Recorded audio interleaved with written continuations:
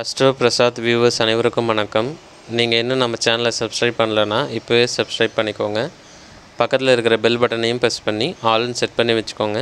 அப்போ தான் நான் போட போகிற ஒரு வீடியோ உங்களால் ஈஸியாக பார்க்க முடியும். இந்த வீடியோவில் நம்ம என்ன பார்க்க போகிறோம் அப்படின்னு பார்த்திங்கன்னா, மிதுன ராசி அந்த ஒரு மிதுன ராசிக்காரர்களுடைய ஒரு முக்கியமான குணநலன்கள் அதை பற்றி தான் நம்ம இந்த வீடியோவில் பார்க்க போகிறோம். இது நீங்கள் மிதுன லக்னமாக இருந்தாலும் பொருந்தும். நீங்கள் மிதுன லக்னமாக இருந்தாலும் இந்த வீடியோ பொருந்தும், மிதுன ராசியாக இருந்தாலும் இந்த வீடியோ உங்களுக்கு பொருந்தும். திருந்தவில்லை என்றால் மேலும் மேலும் அடி விழும் அப்படின்ற ஒரு தலைப்பு தான். இதை நீங்கள் தப்பாக எடுத்துக்காதீங்க. ஒரு முக்கியமான ஒரு விஷயந்தான் அது.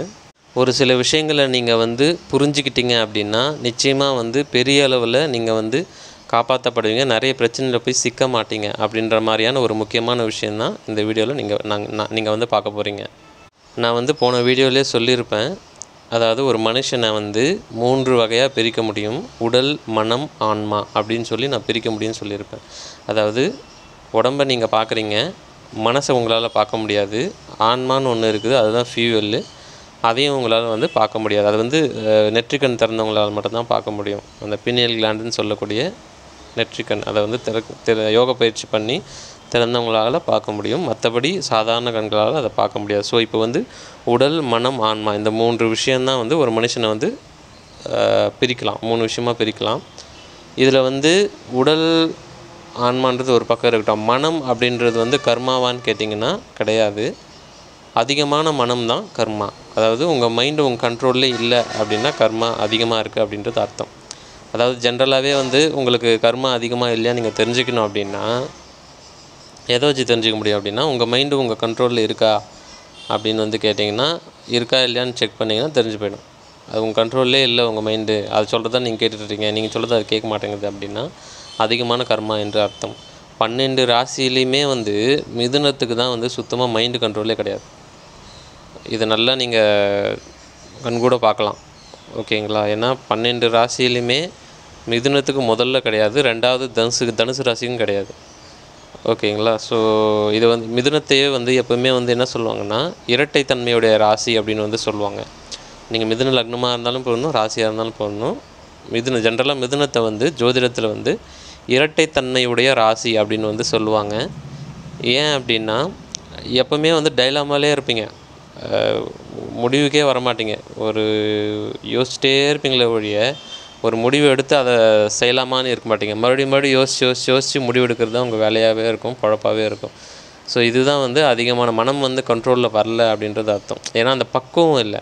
ஓகேங்களா? ஏன்னா பரிணாம வளர்ச்சிக்காக தான் பூமியில் நம்மளாம் இருக்கிறோம். ஓகேங்களா? ஒரு பிரச்சனை வருதுன்னா அந்த பிரச்சனை எதனால் வருது, நம்ம என்ன அதாவது இன்னொருத்தரால் வருதுன்றதை விட்டுருங்க. அது ஆக்சுவலாக உண்மை கிடையாது. அது விட்டுருங்க, இன்னொருத்தர் கதைக்கே போகாதீங்க. உங்களுக்குள்ளே என்ன பிரச்சனை, நீங்கள் என்ன மாற்றிக்கிட்டால் அது சரியாகும், அந்த பிரச்சனை மறுபடியும் வராமல் இருக்கும்னு பார்த்துக்கணும். ஸோ உங்களுக்குள்ளே ஒரு விஷயத்தை நீங்கள் மாற்றாத வரைக்கும் மறுபடியும் அதே பிரச்சனை தான் திரும்ப வரும். ஓகேங்களா? இதை தான் கவிஞர் கண்ணதாசன் கூட சொல்லுவார். அதாவது என்ன சொல்லுவாருன்னா, அறிவாளி, முட்டாள், மூடன் இந்த 3 கேட்டகரி இருக்குது. ஓகேங்களா? அறிவாளி என்ன பண்ணுவான் அப்படின்னா, ஒரே ஒரு வாட்டி ஒரு பிரச்சனை வருது அப்படின்னா உடனடியாக அதிலிருந்து மறுபடியும் அந்த பிரச்சனை வராத மாதிரி பார்த்துப்பான். அவனை மாற்றிப்பான், தன்னைத்தானே மாற்றிப்பான். எந்த பிரச்சனை இருக்கும் அதை ஏதோ ஒரு விஷயத்துக்கு மாற்றிட்டா சரியாகும்னு நினச்சி மாற்றிப்பான். முட்டாள் என்ன பண்ணுவான், ஒரு வாட்டி இல்லைன்னா கூட 2வது 3வது வாட்டியாவது அந்த பிரச்சனையிலேருந்து ஐயோ இது வேணாம்ப்பா அப்படின்னு சொல்லி மாற்றிக்கொள்வான். ஆனால் மூடன் அப்படின்னா என்ன அப்படின்னா, அதே பிரச்சனையில் தான் மறுபடியும் சுற்றுவான். ஓகேங்களா? ஸோ இப்போ ஒரு அதுக்கு அடிமையாகிடுவான். அதாவது நாய் பழப்புன்னு சொல்லுவோம்ல, அந்த மாதிரி திரும்ப அதே பிரச்சனை தான் திரும்ப வரும். எவனும் மாற்றிக்க மாட்டான், அதுவும் நிற்கிற பாடு இருக்காது. ஸோ இந்த மாதிரி முக்கியமாக மிதுன ராசியை பொறுத்த வரைக்கும் என்ன பிரச்சனை அப்படின்னா, அதிகமான யோசனை. ஓகேங்களா? மிதுன ராசியை பொறுத்த வரைக்கும் இங்கே யோசிக்காமல் இருந்தாவே வின் பண்ணுவீங்க. அந்தளவுக்கு வேலை செய்யும். அதாவது ஆற்றல் அந்தளவுக்கு உங்களுக்குள்ளே இருக்கும். எந்த அளவுக்கு நீங்கள் அதிகமாக யோசிக்கிறீங்களோ, 2 விஷயந்தாங்க. எந்த அளவுக்கு அதிகமாக உயிர் சக்தியை வேஸ்ட் பண்ணுறீங்களோ அந்தளவுக்கு ஆற்றல் குறையும். 2வது அதே மாதிரி எந்த அளவுக்கு நீங்கள் யோசிக்கிறீங்களோ, திங்க் பண்ணுறீங்களோ அந்தளவுக்கு ஆற்றல் குறையும். ஆற்றல் இருந்தால் தான் எதுவாக இருந்தாலும் நீங்கள் சக்ஸஸ் பண்ண முடியும். இது முதல் தெரிஞ்சுக்கோங்க. ஆற்றலே இல்லைன்னா எப்படி சக்ஸஸ் பண்ண முடியும்? ஓகேங்களா? ஸோ இப்போ எனர்ஜி அப்படின்றது உயிர் தான். உயிர் தான் எல்லாமே. ஓகேங்களா? உயிர்னாலும் சரி, உயிராற்றல்னு சொன்னாலும் சரி, சிவம்னு சொன்னாலும் சரி, சக்தின்னு சொன்னாலும் சரி, எனர்ஜின்னு சொன்னாலும் சரி, நீங்கள் என்ன பேர் சொன்னாலுமே அது வந்து ஆன்மான்னு சொன்னாலும் சரி, எல்லாமே வந்து என்னன்னா லைஃப் ஃபோர்ஸ் தான். ஓகேங்களா? ஸோ அதுதான் வந்து பார்த்துக்கிட்டு இருக்கு. ஆன்மா தான் பார்த்துக்கிட்டு இருக்கு உள்ளேருந்து. ஒருத்தர் வந்து நீங்கள் பார்க்குறீங்க அப்படின்னா, உள்ளே வந்து எனர்ஜி இருக்கவே தான் அந்த எனர்ஜி தான் கண் வழியாக பார்த்துக்கிட்டு இருக்கு. அது போயிடுச்சுன்னா செத்து போன பணமாக மாறிடும். பணம் எப்படி பார்க்கும் கண் திறந்து சொல்லுங்கள்? ஸோ உள்ளேருந்து பார்க்குறதே அந்த இறை தான், எனர்ஜி தான், சிவம் தான். அது நீங்கள் தான் ஆக்சுவலாக அது. ஓகேங்களா? ஸோ அப்படி இருக்கும்போது நீங்கள் வந்து எனர்ஜி எந்தளவுக்கு சேவ் பண்ணுறீங்களோ அந்தளவுக்கு கண் நல்லா தெரியும் இல்லையா? இது உங்களுக்கே தெரியும். அந்த மாதிரி தான் எல்லாமே. எந்தளவுக்கு உங்களுக்குள்ள எனர்ஜி வந்து உள்ளேயே தங்குதோ அந்தளவுக்கு உங்களுக்கு வந்து எல்லாமே கரெக்டாக வரும். உங்களை பேச்சில் ஒரு தெளிவு வரும். கரெக்டாக அளவாக பேசணும். அதாவது என்ன சொல்ல வரேன்னா, 2 விஷயந்தான். அதிகமான உயிரை வந்து வேஸ்ட் பண்ணும்போது, ஆணாக இருந்தாலும் பெண்ணாக இருந்தாலும் அதிகமான உயிராற்றலை வேஸ்ட் பண்ணும்போது நிச்சயமாக எனர்ஜி அப்படின்றது சுத்தமாக இருக்காது. இதை நீங்கள் திருத்திக்கலைன்னா மேலும் மேலும் அடி விழும். ஓகேங்களா? அதாவது எனர்ஜி இருக்காது. எதுவுமே உங்களுக்கு வந்து நடக்காது. எந்த நல்லதுமே நடக்காது. லேட் ஆகும். அப்படியே நடந்தாலும் அங்கே ஒன்று இங்கே ஒன்றுமா நடக்கும். பெருசாக ஒன்றும் நடக்காது. ஸோ அந்த அந்த வாளியில் இருக்கிற அந்த ஓட்டையை முதல்ல அடைக்கணும். 1. 2வது வந்து அதிகமான யோசனை. அதிகமான யோசனை இருக்க இருக்க இருக்க என்னாகும் அப்படின்னா, இப்போ நீங்கள் வந்து இந்தியாவில் இருக்கிறீங்க அப்படின்னு வச்சுக்கோங்க. இப்போ நீங்கள் வந்து யோசிக்கிறீங்க, அமெரிக்கா வந்து விஷுவலாக வருது. ஒரு நியூயார்க்குன்னு யோசிச்சிங்கன்னா ஒரு விஷுவலாக வருது அப்படின்னா, அந்த விஷுவலாக வருவதற்கு தேவையான ஃபியூவல் உங்கள்கிட்டேருந்து எனர்ஜி லாஸ் ஆகும். நீங்கள் போய் அமெரிக்காவை பார்க்கல, ஆனால் இருக்கிற இடத்துலேருந்து மனக்கண்ணில் நீங்கள் பார்க்குறீங்க.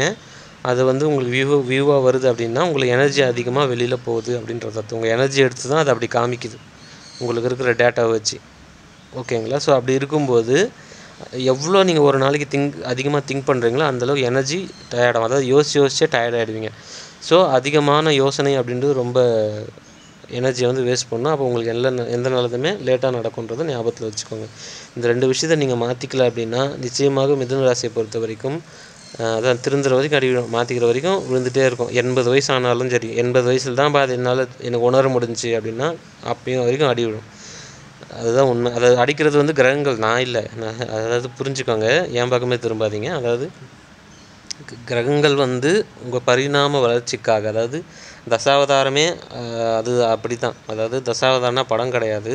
10 அவதாரங்கள் விஷ்ணுவோடது எதை சொல்லப்பட்டிருக்கு அப்படின்னா, அமீபா ஒரு செல் உயிரினமாக இருந்து அது மீனாக மாறி மச்சாவதாரமாக மாறி அதுக்கப்புறம் வராகர் கூர்மாவதாரம் பன்றியாக மாறி அதுக்கப்புறம் வராகராக மாறி இந்த மாதிரி அதாவது ஆமையாக மாறி, அதாவது நீர்லேயும் இருக்கும் நிலத்துலையும் இருக்கும் ஆமை. அந்த மாதிரி ஒரு இதுவாக வளர்ச்சி அடைந்து ஒரு உயிர் அதுக்கப்புறமா வந்து வாமன அவதாரம் ஒரு குள்ளமான மனுஷனாக இருந்து, புரியுதுங்களா? ஒரு நரசிம்ம அவதாரம், அதாவது மிருகமாகவும் இருந்தால் மனுஷனாகவும் இருந்தான் அப்படின்ற மாதிரி வந்து எல்லாம் வந்து ஒரு முழு மனுஷனாக அதுக்கப்புறமா தான் வந்தது. இதை குறிக்கிறது தான் 10 அவதாரங்கள் குறிக்குது, வேறு ஒன்றும் கிடையாது. அப்படி இருக்கும்போது பரிணாம வளர்ச்சிக்காக தான் இந்த பூமியில் பிறந்திருக்கிறோம் எல்லாருமே. அப்படி இருக்கும்போது ஒரு விஷயத்த தப்பு அதை மாற்றி தான் ஆகணும், வேறு வழி கிடையாது. ஓகேங்களா? ஸோ அப்படி இருக்கும்போது இந்த 2 விஷயம் ரொம்ப முக்கியமானது. அந்தந்த மாற்றிக்கிறன்னு எதை நீங்கள் மாற்றிக்கணும் அப்படின்னா, ஒரு பிரச்சனையிலேருந்தே ஒரு விஷயத்த நீங்கள் வந்து யோசித்து பார்த்து அதை மாற்றிக்கணும். இதுதான் மாற்றிக்கிறது. அப்போ தான் அந்த பிரச்சனை மறுபடியும் வராது. உங்களுக்கு அடுத்த கட்டத்துக்கு நீங்கள் மூவ் ஆவீங்க லைஃப்பில். இது ஒன்று. ஜென்ரலாக இருக்கக்கூடியது இந்த 2 விஷயம். ஏன்னா மிதுனத்தை பொறுத்த வரைக்கும் இரட்டைத்தன்மையோட ராசி அப்படின்னு வந்து சொல்லுவாங்க ஒன்று. இன்னொன்று வந்து பார்த்திங்கன்னா மிதுன லக்னத்தை வந்து மன்மத லக்னம்னு சொல்லுவாங்க. ஓகேங்களா? ஸோ அந்த மாதிரி மைண்டு அதிகமாக இருக்கக்கூடிய லக்னம் அப்படின்றதும் உண்மையானது. ஸோ இந்த 2 விஷயத்தையும் நீங்கள் நிச்சயமாக மாற்றிக்கொள்ள வேண்டும். இது மாற்றிக்கலான்னா என்ன சார் ஆகும், என்னையா பண்ணுவேன் அப்படின்னு என்ன கேட்காதீங்க. அதாவது திரும்ப நடந்த பிரச்சனையே திரும்ப வரும். அதுதான் முட்டாள் அப்படின்னு ஒரு விஷயத்த வந்து சொல்லியிருக்கேன். அது திரும்ப அதே பிரச்சனை வரும், அதே கஷ்டத்தில் உழல்வீங்க, மறுபடியும் நிர்ணயத்தில் நிற்பீங்க. என்னென்னவோ பண்ணுவீங்க, ஆனால் வந்து வாழ்க்கை வந்து நிர்ணயத்தில் நிற்கிற மாதிரி இருக்கும். இது ஏன் சொல்லியிருக்கேன்னா, அஷ்டம சனி முடிந்துமே நிறைய மிதுன ராசிக்காரர்களுக்கு நெக்ஸ்ட்டு மூவ் ஆகாமல் இருக்கிறதுக்கு இதுவும் ஒரு வகையான காரணம்தான். ஸோ இந்த வீடியோவில் சொன்னதெல்லாம் வந்து நீங்கள் உண்மைன்னு நினச்சிங்கன்னா, ஆமாம் என் வாழ்க்கையில் நடந்துட்டுருக்கு அப்படின்னு நீங்கள் நினச்சிங்கன்னா இந்த வீடியோவுக்கு ஒரு லைக் கொடுங்க. இதிலிருந்து மாற்றிக்கோங்க. உங்களது கேள்விகள் எதாக இருந்தால் கமெண்ட் செக்ஷனில் பதிவு பண்ணுங்கள். உங்கள் நண்பர்கள் அனைவருக்கும் இந்த வீடியோ வந்து ஷேர் பண்ணுங்கள். நிச்சயமாக வந்து இந்த வீடியோ வந்து மிகப்பெரிய அளவில் யூஸ்ஃபுல்லாக இருக்கும் 4 பேருக்கு, உங்களுக்கும் சேர்த்து. நன்றி.